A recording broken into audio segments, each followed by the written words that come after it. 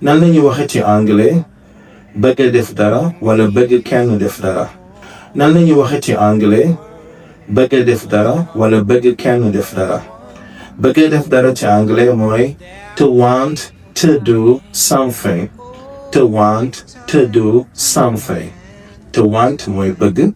to do mooy def. something mooy dara wala mbir.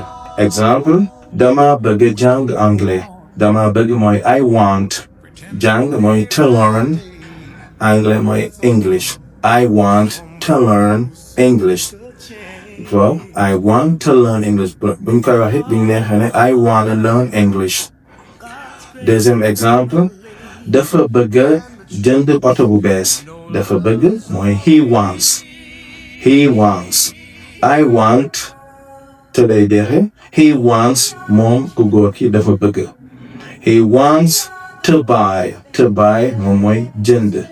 a new car mooy oto bu bees. oto nag ci anglais mooy a car.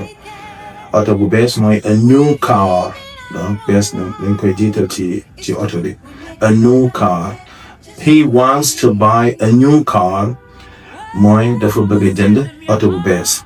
li ñaareel bi nag mooy bëgg kenn def dara mooy en anglais to want someone to do something. fii ñaar nit ñe yow mi bëgg ak ki nga bëgg mu def dara.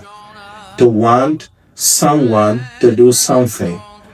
ci misaal dama bëgg Moodu nekk sama xarit. dama bëgg wax nañ ko sànq mooy I want. après damay indi ki ma bëgg mu def dara moom lay indi mooy I want Moodu to be mooy mu nekk. my friend mooy sama xarit. I want Moodu to be my friend. I want Moodu to be my friend. beneen exemple Fatou dafa bëgg ma dimbali ko. Fatou wants. Fatou dafa bëgg. Fatou wants me man to help her. ma dimbali ko. Fatou wants me to help her. ku bëgg a xam bu baax liñ doon jàngale léegi mooy def dara bëgg a def dara wala bëgg kenn def dara ñëwul nga inscrire seen centre bi lien bi mu ci biir bi. God's great big family. And the truth, you know love is all we need.